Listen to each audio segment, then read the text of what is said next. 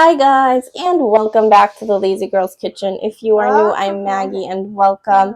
Today we are going to be making pistachio ice cream. No ice cream machine necessary.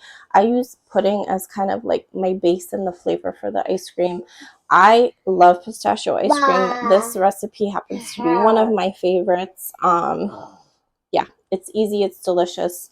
You're going to love it. Your family's going to love it. And yeah, make it before the summer is over. You need to make this recipe. All right, guys. Bye.